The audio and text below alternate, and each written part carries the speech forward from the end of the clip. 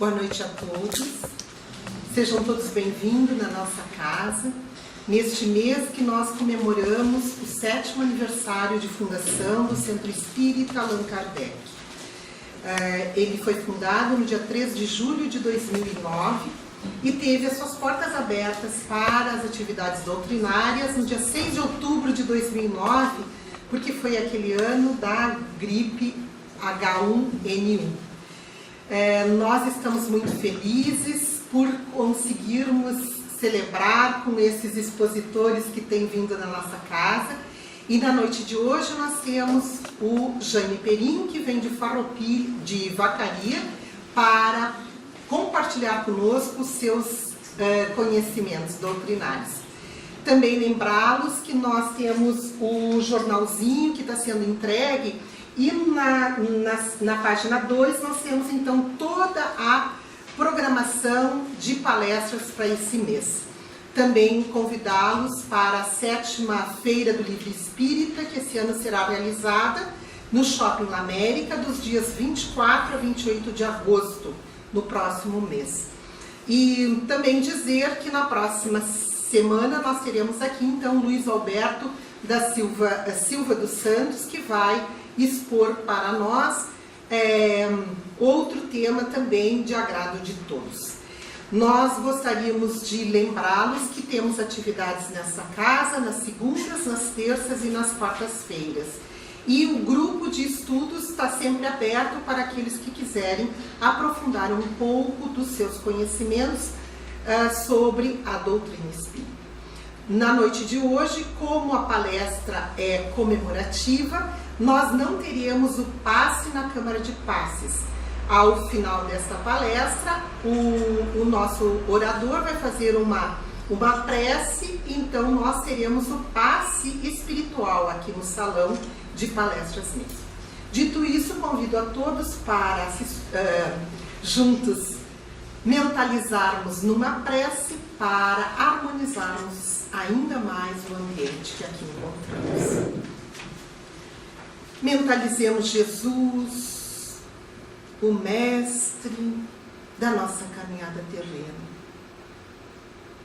Querido amigo, hoje nos reunimos em teu nome mais uma vez, para aqui buscarmos a instrumentalização para a nossa caminhada terrena. Mestre de amor, rogamos ao Pai que os teus eflúvios possam nos sustentar diante de todas as dificuldades que ainda temos que enfrentar. Te pedimos, Mestre, fortalecer a nossa coragem, a nossa fé, a nossa esperança.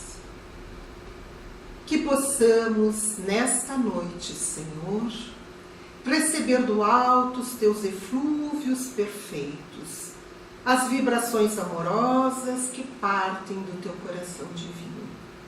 Também rogamos, Senhor, para que a fala do nosso orador possa tocar os nossos corações, abrindo as nossas mentes, fazendo com que possamos nos instruir para bem agir. Sê conosco, Mestre de amor, hoje e sempre. Que assim seja. Então, o Perim é o nosso orador da noite, vem de Vacaria para compartilhar conosco os seus conhecimentos. Bom trabalho.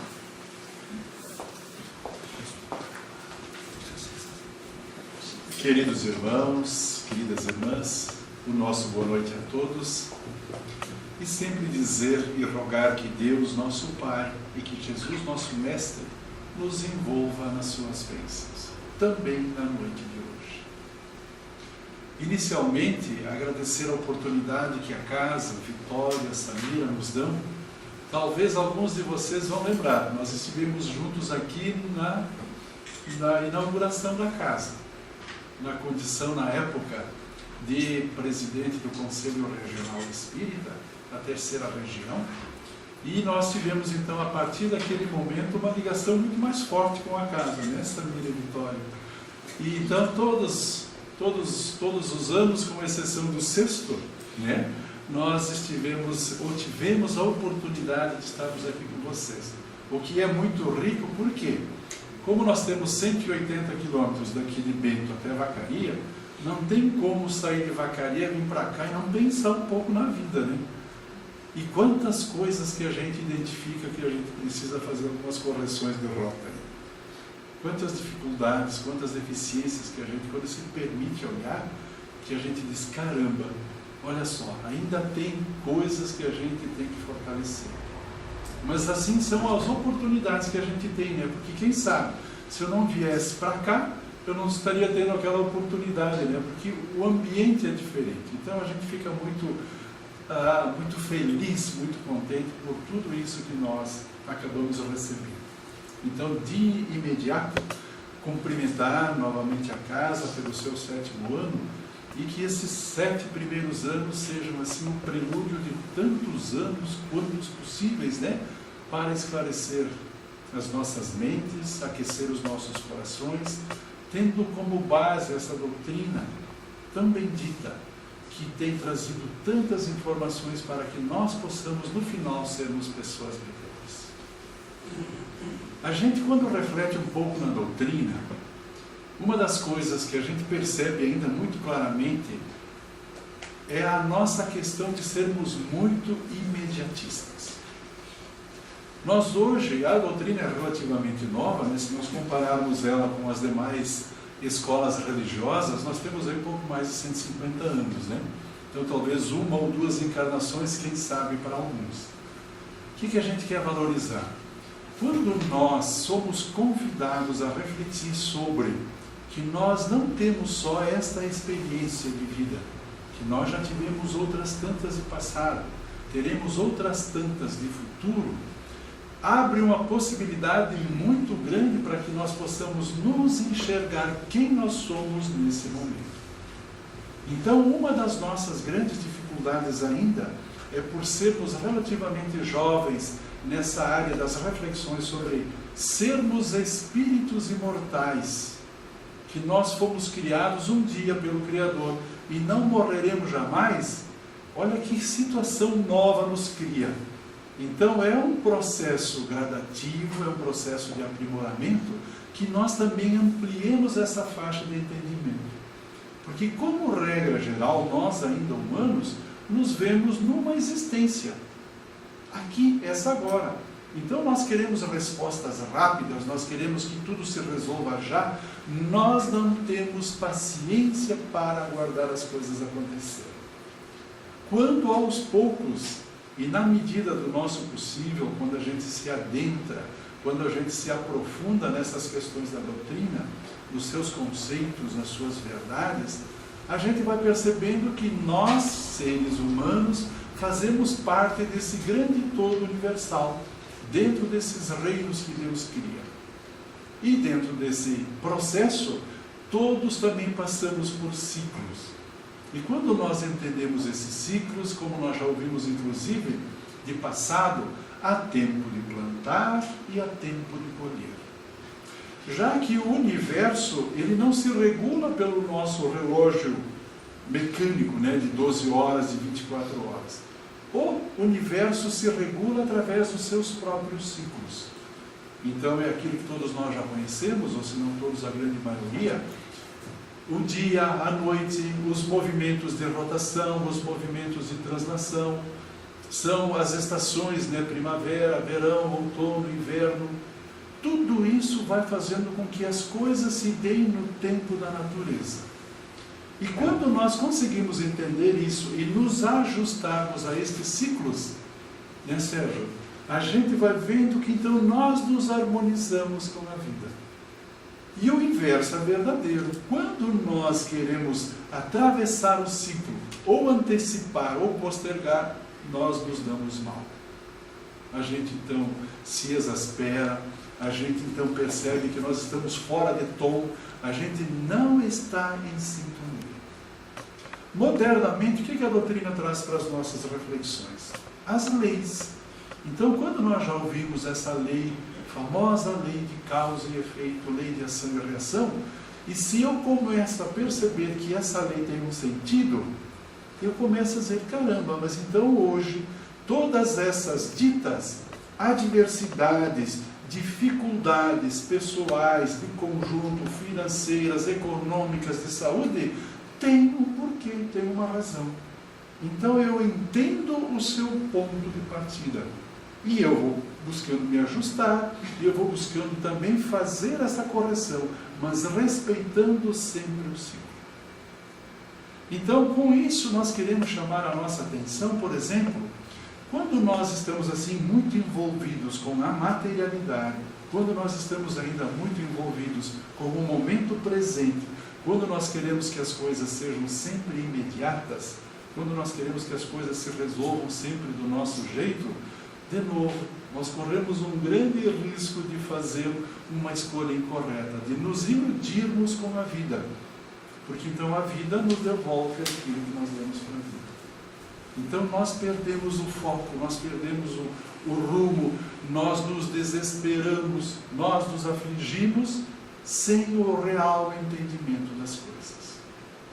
Então, do tipo assim, dentro dessa visão relativamente pequena, curta e imediata, nós sempre queremos ter novidades, né? Qual é a novidade do dia?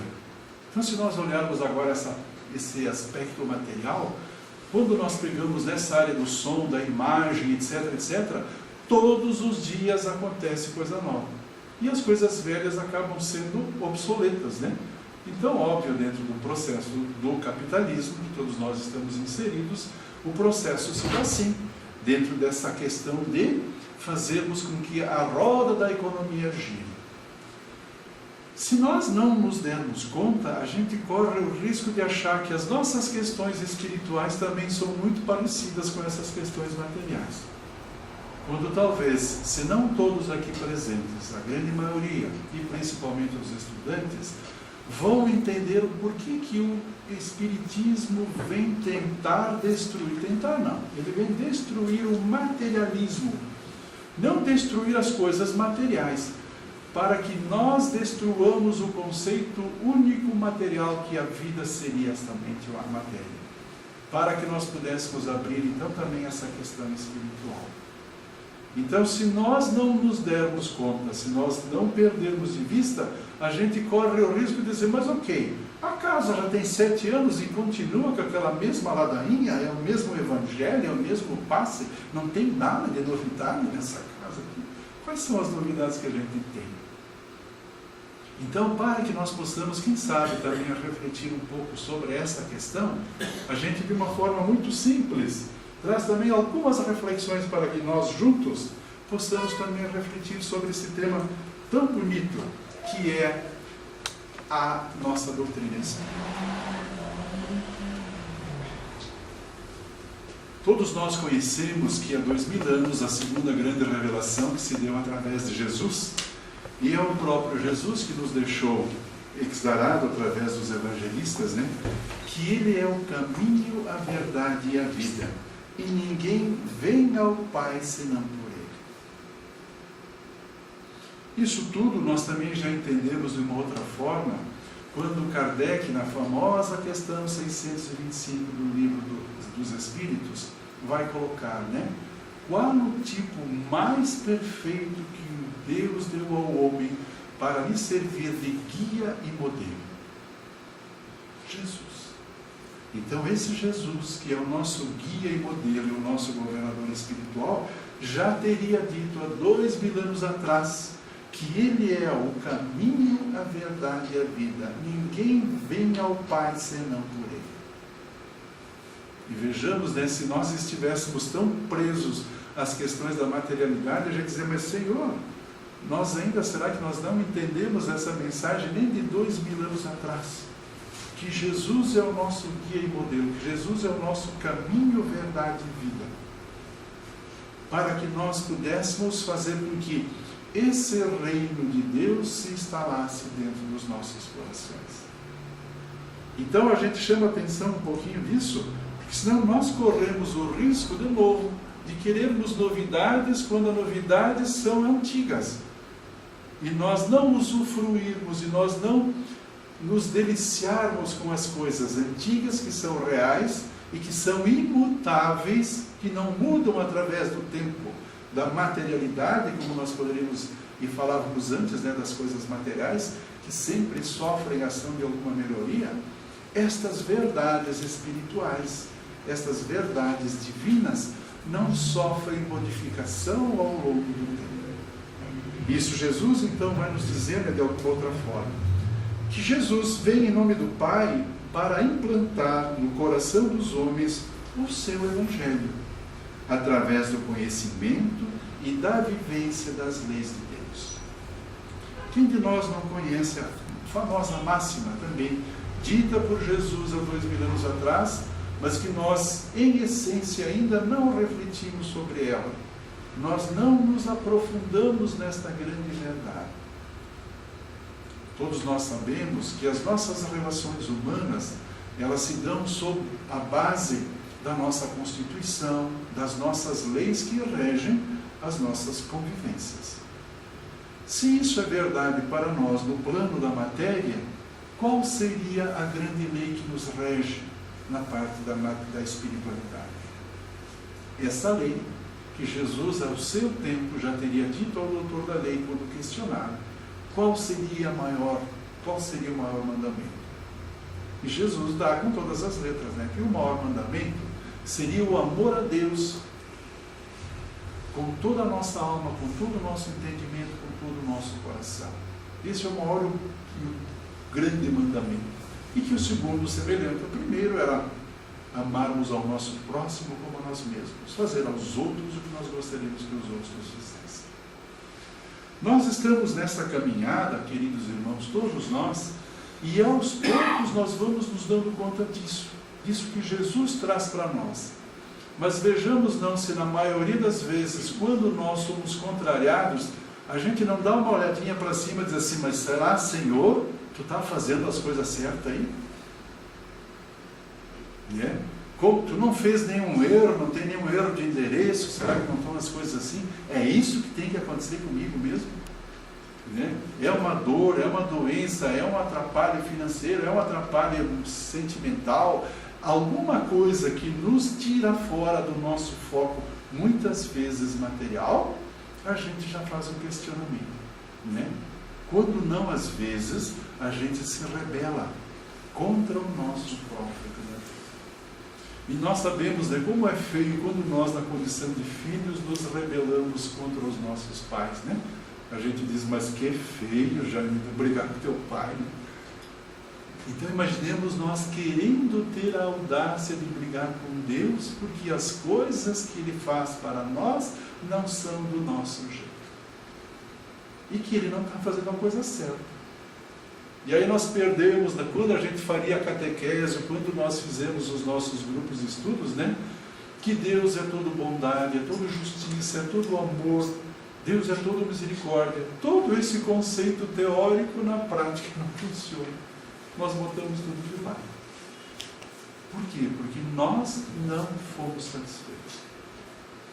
E aos poucos nós vamos nos dando conta de que o centro do universo é Deus, não somos nós o centro do universo.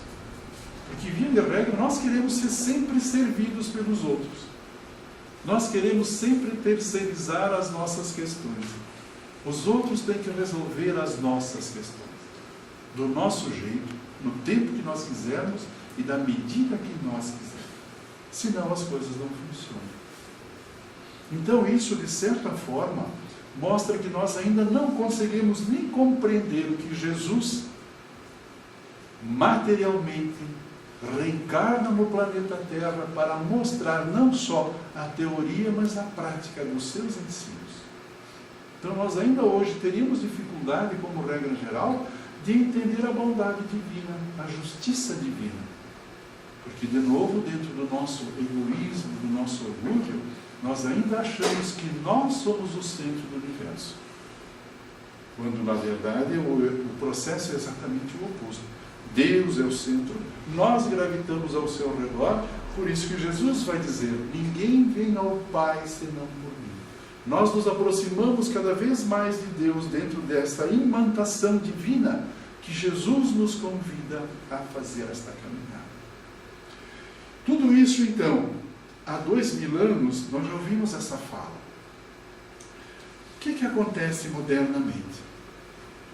Como todos nós sabemos, se Jesus foi a personificação da segunda grande verdade que foi trazida, que foi trazida pela lei do amor, a terceira grande revelação se dá pela doutrina dos Espíritos. E olha que Jesus, então, não mais materializado como Jesus, mas vai começar a se apresentar como Espírito de verdade.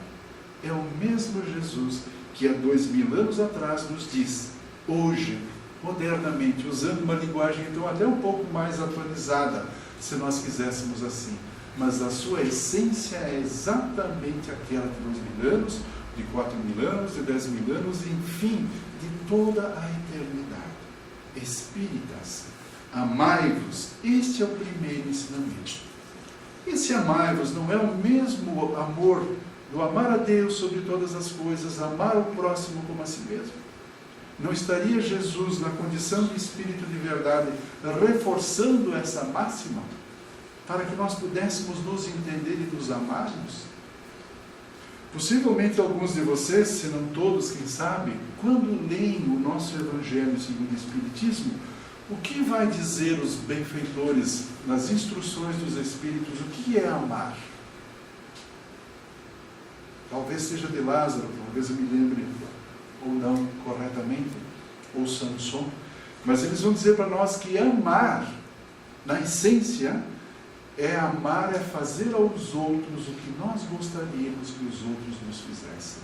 É ser probo, é ser correto, é ser leal, é ser íntegro, é ser ético. Isso é amar.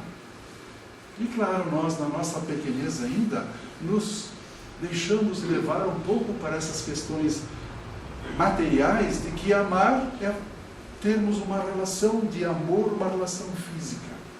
Não, é muito mais. Amar é fazermos o outro se sentir bem, como nós gostaríamos que o outro nos fizesse se sentir bem pela sua forma de agir com relação a nós. Nos respeitando, nos apoiando, nos instruindo, nos orientando, enfim, deixando nós também numa condição relativamente favorável.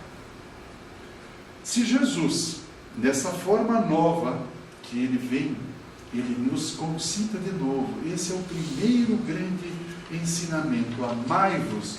Qual é o segundo grande ensinamento que ele vai trazer para nós? Instruí-vos. Instruí-vos. Eis o segundo grande ensinamento. De novo, o que ele está querendo dizer para nós?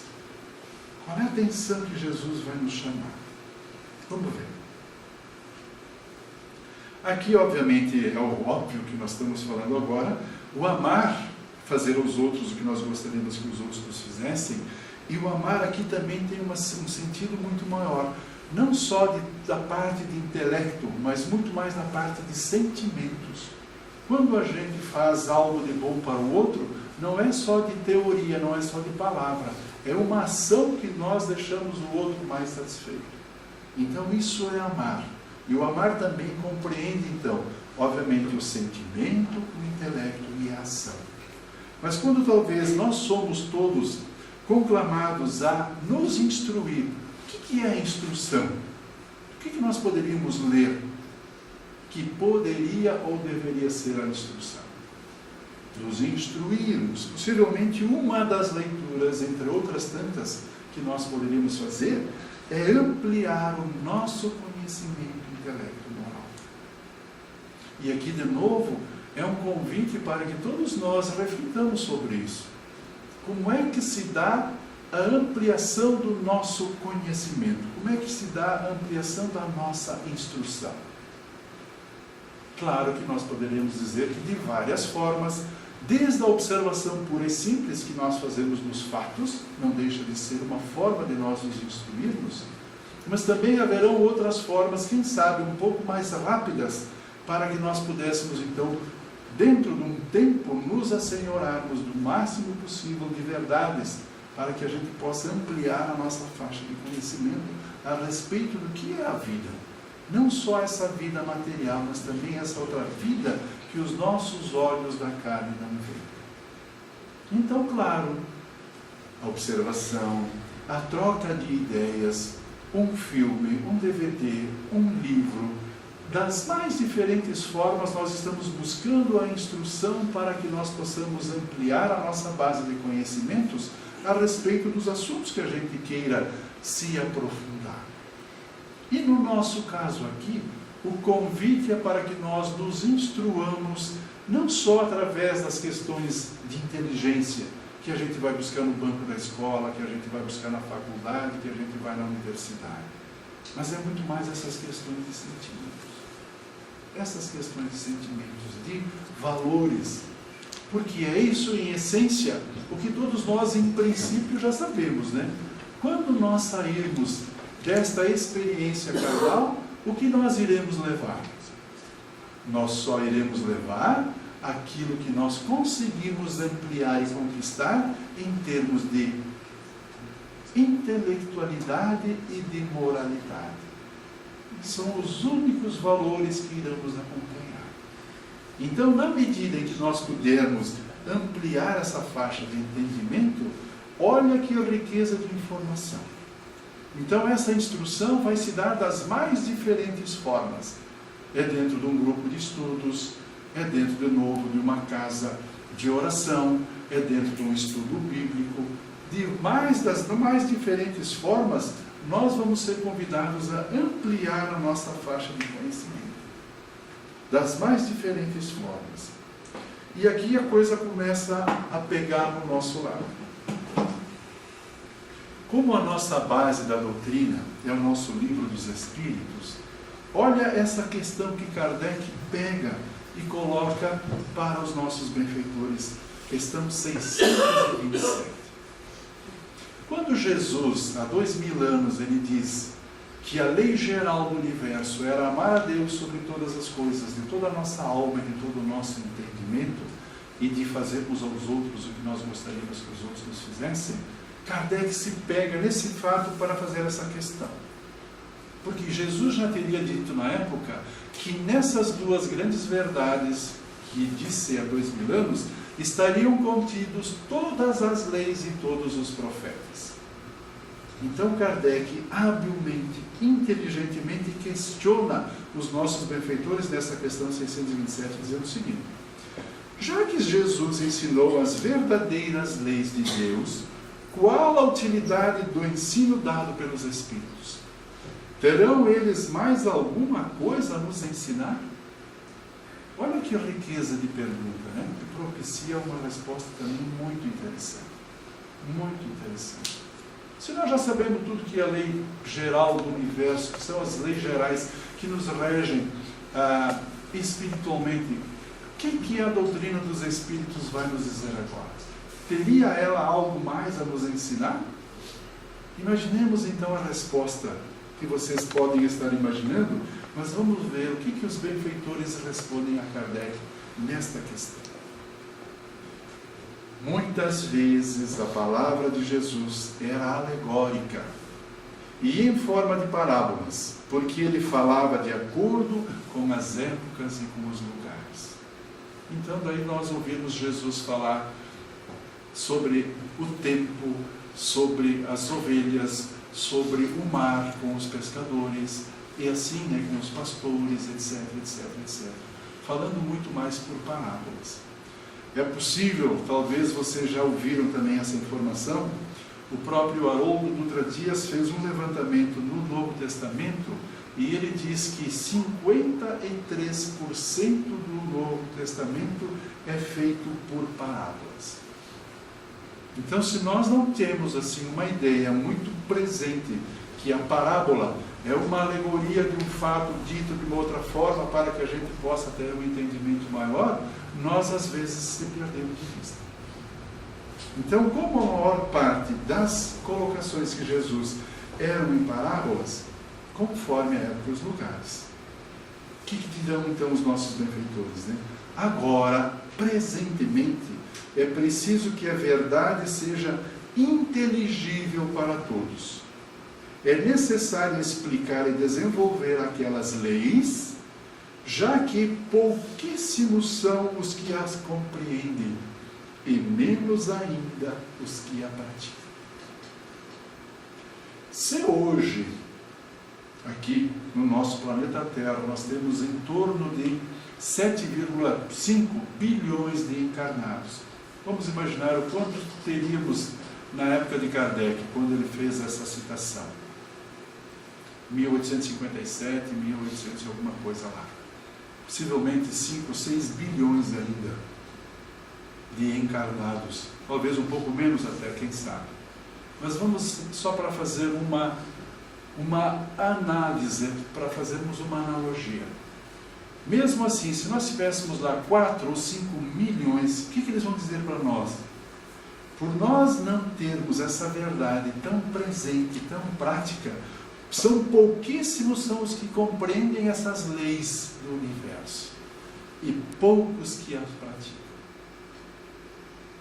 Do nosso tempo, trazendo do tempo de Kardec para hoje, quantos entenderiam essas leis espirituais e que as praticam? É uma reflexão, obviamente não existem números que digam se é 30%, 40%, 50%, 60%, 70%.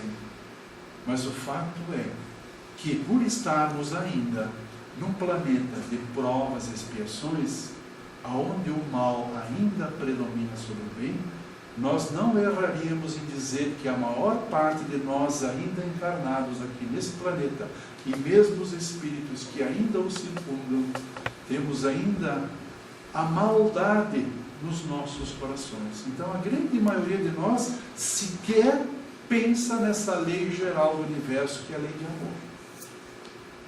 Poucos, então poucos são os que a compreendem, e menos ainda os que a praticam. Dá para nós pegar um pouquinho essa relação, ver como a coisa não é tão simples como às vezes a gente imagina, pelo fato de nós não ampliarmos ainda essa nossa faixa de entendimento com relação a de nós sermos espíritos imortais. Então, o grande desafio que todos nós temos é buscarmos conhecer mais essas leis, essas verdades que são transmitidas através das leis e que a doutrina traz com tanta profundidade, traz com tanta clareza, para que nós possamos, quem sabe, entendendo um pouco mais essas leis, nós possamos, quem sabe, praticar um pouco mais essas leis que nos regem. Então, o nosso grande desafio passa a ser a busca do entendimento do real significado dessas leis gerais que nos regem. Essa lei tão propalada, né, que nós ouvimos todos os dias: semeadura livre, colheita obrigatória. A toda ação corresponde uma reação de igual força. Nós precisamos, na medida do nosso possível, do nosso entendimento, da nossa capacidade de compreensão, alargar cada vez mais e nós nos juntarmos dentro da lei, para que a gente possa então fazer esta leitura correta e a ela nós nos ajustarmos. Senão, de novo, o que vai ocorrer? Nós, a grosso modo, como na maioria das vezes, nós vamos achar que essas verdades que Jesus e os benfeitores nos trazem são alguma coisa que parece-me que são assim, de poesia, parece-me que são assim etéreas, parece que não tem praticidade no nosso dia a dia. Então, repetimos, a nossa grande dificuldade é em nós nos vermos como espíritos imortais. Estamos aqui, embora mais próximos do ponto de partida do que do ponto de chegada, mas com o objetivo de crescermos, de evoluirmos intelectual e moralmente, individual e coletivamente, física e espiritualmente, dentro desse processo todo. Então não é de graça que os benfeitores vão chamar a nossa atenção que ao tempo de Jesus, ele falava por parábolas e poderia permitir que a gente não fizesse uma leitura correta daquilo que Jesus quisesse dizer. Do tipo assim, né? Vós sois deuses, vós podeis fazer o que eu faço e muito mais. Vós sois o sal da terra, vós sois a luz do mundo. A gente fica, mas como é que eu sou a luz do mundo? Como é que eu sou o sal da terra? Né? Então agora, para que nós não tenhamos dúvida do que é o nosso real significado, o nosso objetivo de estarmos aqui, essas leis que têm que ser colocadas com toda a sua intensidade, com toda a sua verdade, é para que nós façamos então uma leitura mais correta, porque ainda então são poucos os que a compreendem e menos ainda os que a praticam. Sigamos, queridos irmãos. Quais são as nossas grandes dificuldades em regra geral? Se dentro dessa visão espiritual nós temos o nosso lado positivo, negativo, nós chamaríamos então as nossas virtudes e os nossos vícios, as coisas boas que nós já conseguimos, que nós já conquistamos, essas já estão de certa forma encaminhadas. Quais seriam as nossas grandes dificuldades em que atrapalham o nosso processo de evolução? Os nossos vícios ou as nossas paixões? Então, novamente, os benfeitores, possivelmente os estudantes, como regra geral, talvez até já tenham visto isso aqui tudo. Mas é uma das formas, então, que os nossos benfeitores vão trazer com muito mais clareza, com muito mais profundidade, como é que nós podemos tentar sair desse momento ainda vicioso que nós ainda carregamos, num grau maior ou menor. Todos nós ainda trazemos essa questão. E aí, de novo, a bondade divina, através desses benfeitores amigos, vão trazer para nós, dentro dessas questões, 909 até 912. Conhecida, possivelmente, de todos vocês, se não de todos, da maioria, o homem poderia vencer as suas más tendências mediante os seus próprios esforços? Pergunta Kardec, então, aos amigos da espiritualidade. Respondem eles: sim, e às vezes com pouco esforço. O que lhe falta é a vontade. Ah, como são poucos os que se esforçam entre vós. Se nós quiséssemos parar um pouquinho e começar a refletir sobre essas verdades, a gente conseguiria se encontrar dizendo, mas é verdade, eu ainda faço as bobagens, mas eu não tenho vontade de mudar porque eu gosto de fazer aquela bobagem. Então eu continuo fazendo a bobagem. Porque eu não tenho vontade de querer mudar, embora aquela bobagem que eu faço, pela lei de causa e efeito, vai gerar um movimento contrário, que mais hora menos hora, vai voltar para nós. Mas o que estão chamando a atenção para nós? O que falta em nós? Como a gente se acostuma mal com os nossos defeitos? Porque a gente não quer sair da nossa zona de conforto. Talvez eu até já tenha falado isso outras vezes, né? Do tipo assim, eu sou assim, quer. Não quer, tem quem quer. É assim. Pronto.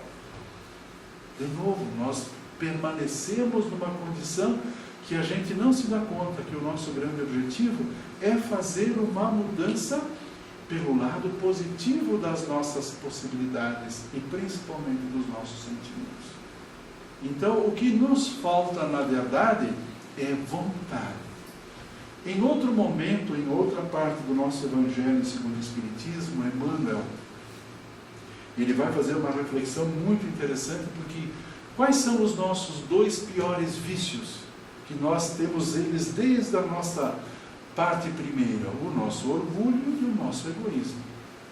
E para que um dia nós venhamos atingir a ponta da escada evolutiva, nós teremos que ter conquistado a humildade e a caridade, e eliminado o nosso orgulho e o nosso egoísmo. Então vai nos dizer Emmanuel, numa dessas falas dentro do nosso Evangelho, que se nós colocássemos essa vontade e esse esforço para que nós nos vencêssemos a nós mesmos, assim como nós colocamos um esforço quando alguém quer se chocar contra nós, muito mais fácil ficaria a nossa posição, no sentido da busca dessa melhoria. Por quê? Porque para brigar com os outros a gente move céus e terras, para a gente ganhar e dizer que a gente é mais forte e que a gente matou esse cara. né? Seja num conceito, seja em alguma coisa assim, sem ser esse conceito obviamente físico, que nós ganhamos do nosso adversário. Então nós, lá em Vacaria a gente diria que a gente dá um boi para não entrar numa briga, mas dá uma boiada para não sair dela, né? Então significa dizer que quanto esforço a gente coloca para brigar. Você quer briga? Então tá bom, vamos lá.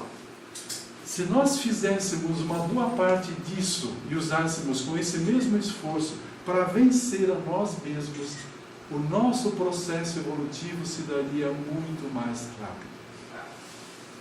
Mas então, como nos lembram esses benfeitores, o que nos falta? É a vontade de querer mudar. A gente até hoje já sabe, olha, eu preciso mudar, eu tenho deficiências, mas eu ainda não tenho uma vontade tão forte para fazer a alteração daquela situação. Do tipo assim, vamos lá, eu tenho o hábito de falar mal dos outros. Como é que eu vou modificar esse hábito de falar mal dos outros? Eu preciso ir trabalhando de uma forma que cada dia que passasse, ou cada semana que passasse, ou cada mês que passasse, eu falasse menos dos outros e elevando aquilo que nós, aos nossos olhos, seria uma deficiência. Porque eu não me dou conta que quando eu faço isso e falo mal do meu semelhante e estrago as suas qualidades negativas, eu estou ensejando que de novo essa lei que eles nos dizem, cuidado com aquilo que tu pensa, fala e faz. Porque tudo que nós colocarmos para fora, retorna para nós.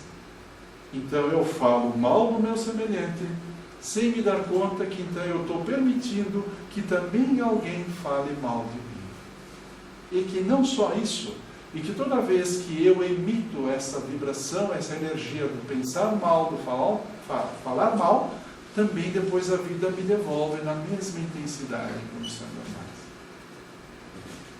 E assim por diante, com quantos vícios que nós temos, né? Do falar mal, do agir mal, individualmente, coletivamente, na nossa família, quantas condições a gente tem dentro desse nosso orgulho, egoísmo, sensualidade, cupidez, avareza, ciúme, inveja, que nós ainda muitas vezes trabalhamos com esses sentimentos dentro de nós. Então, o que eles vão nos lembrar? Nós poderíamos vencer as nossas más tendências mediante os nossos próprios esforços. O que nos falta ainda é a vontade. Kardec, de novo, habilmente, não satisfeito com essa resposta, ele vai dizer, tá bom, a gente não consegue, vamos ver se alguém nos ajuda a fazer essa modificação. Questão 910. O homem pode encontrar nos espíritos assistência eficaz para superar as paixões? Então, olha, nós falta vontade, então dizer, tá bom, vamos tentar ver se alguém ajuda vocês aí, né? Se nós quiséssemos então isso, o que eles nos dizem também?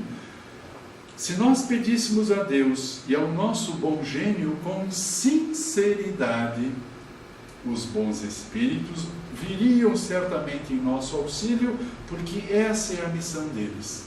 Eles chamam a nossa atenção na questão 495. De novo, talvez vocês já tenham isso. Se não, na medida do possível, no nosso livro dos Espíritos, questão 495, São Luís e Santo Agostinho vão dizer da função do anjo de guarda nas nossas vidas. O que está nos faltando? Sinceridade. Eu quero mudar. Me falta vontade e nem estou sendo sincero. Na verdade, eu não estou falando com muita sinceridade. Eu estou dizendo da boca para fora. Isso não é algo que vem de dentro, não é algo que o sentimento fala mais alto. Kardec, de novo, ainda não satisfeito, vai um pouco mais longe. Olha que coisa interessante. Ele vai dizer o seguinte, mas escuta. Será que não existem paixões tão vivas e irresistíveis que a vontade seja impotente para dominá-las? Olha, né, como Kardec tenta nos ajudar e nós não damos essa colher de chá para ele. Né? O que vão dizer de novo os nossos benfeitores? Há muitas pessoas que dizem, quero, mas a sua vontade está apenas nos lábios. querem, mas ficam muito satisfeitas que assim não seja. Que não se dê aquela mudança como a gente em tese gostaria, né? Quando o homem crê que não pode vencer as suas paixões, é que seu espírito nela se compraz. E, em consequência, da sua própria inferioridade. Então, de novo, pelo nosso atual estágio que a gente se encontra, é difícil a gente querer fazer mudança. Porque, primeiro, nós não temos vontade, nós não temos sinceridade e ainda nos falta, ou nós gostamos de ainda fazer as confusões que a gente faz. Isso ainda, de alguma forma, a gente se compraz nele. Então, veja, individualmente nos falta vontade. Se nós pedíssemos com sinceridade o nosso anjo de guarda, que tem essa função de nos ajudar nesse processo evolutivo, também poderia ser um elemento de apoio. E aí Kardec diz, escuta, mas não tem nenhuma que mesmo que a gente querendo, e o nosso anjo querendo, a gente não consiga? Não tem. É que a gente gosta de ficar nessa zona ainda que a gente faz. Então, se nós ficarmos ainda nesse estágio, nós não poderíamos nos queixar da vida que nós levamos. Nós não podemos nos queixar se nós ainda fazemos ou alimentamos os vícios que nós alimentamos, que eles trarão a consequência que será natural pelo efeito da lei, que nós hoje já temos uma ideia um pouco mais clara. Nós jamais poderíamos reclamar de Deus por aquilo que esteja ocorrendo conosco. Dá para nós pensarmos assim? Tem um pouco de sentido nessas palavras que esses benfeitores nos ajudam para que nós possamos refletir. Então vejamos como é importante nós lembrarmos de que isso é importante para que nós possamos sair dessa condição atual. E talvez olhando por esse lado, nós também vamos percebendo por que é lento o nosso processo de evolução. Como é lento o nosso processo evolutivo. Então, às vezes, alguns poderiam dizer, mas caramba, por que a gente demora tanto para fazer com que esse nosso processo se dê de uma forma mais rápida? De novo, pela nossa pequenez, pela nossa ignorância das leis que nos regem, pela nossa má vontade, pela nossa não sinceridade. Tudo isso, e por nós nos comprazermos na condição que a gente vive hoje, é que a gente ainda não consegue dar esse passo para frente. Porque todo e qualquer passo que vai fazer com que nós tivéssemos que mudar, vai exigir um esforço nosso. Na sequência também, caros irmãos, essa famosa questão que seguramente sempre foi trabalhada em todas as casas, mas que sempre talvez é preciso que a gente se lembre dela. Qual o meio mais eficaz, dirá Kardec, né? Que tem o homem de se melhorar nesta vida e de resistir aos arrastamentos do mal. Diria então lá, né, os nossos amigos espirituais, um sábio da antiguidade vos disse, conhece-te a ti mesmo. Como é que a gente faz para nós nos conhecermos? Se às vezes a gente nem abre o espaço para a gente se conhecer. Porque, como regra geral, e voltando um pouco à nossa fala inicial, nós estamos assim, na maior parte das vezes, eu falo isso genericamente, infelizmente isso não é assim, porque nós já, acredito, conseguimos escapar um pouco dessa leitura, mas a gente acorda de manhã e vai deitar à noite sempre focado e envolvido com as questões materiais. Poucas vezes a gente se permite em abrir um espaço para refletir, buscar nos instruirmos, buscar ampliar a nossa faixa de conhecimento, não só das coisas materiais, que faz parte do processo para a nossa própria sobrevivência, mas para ampliar a nossa faixa de conhecimento interno, já que hoje, com a informação que a doutrina nos traz, nós somos seres imortais, espíritos imortais, só levaremos daqui o que nós tivermos conquistado em intelecto e moralidade. Então, boa parte de nós já consegue dizer, bom, eu poderia agora estar no cinema, eu poderia estar agora jogando futebol, eu poderia estar fazendo umas horas extras, eu poderia estar fazendo alguma coisa sempre voltado na parte material das questões. Mas quando nós nos propomos já para dizer o seguinte, puxa vida, peraí, existe também lá em Bento Gonçalves uma casa, entre outras, que também busca ampliar a nossa faixa de conhecimento. Segundas-feiras à noite, temos um compromisso para irmos lá de 40, 50, 60 minutos, 70 minutos, para ouvirmos algo que nos amplie a nossa faixa de entendimento, de quem nós somos, de onde viemos, para onde nós vamos e como nós poderíamos fazer a nossa relação ser um pouco melhor a cada dia que passasse. Então nós estamos nos instruindo, nós estamos buscando essa informação para que a gente possa de fato aprofundar um pouco mais esse conhecimento. Talvez todos já saibam, mas quem responde essa questão 919 novamente é Santo Agostinho. E Kardec, novamente, não satisfeito apenas com essa resposta inicial, questiona na sequência dessa questão. Compreender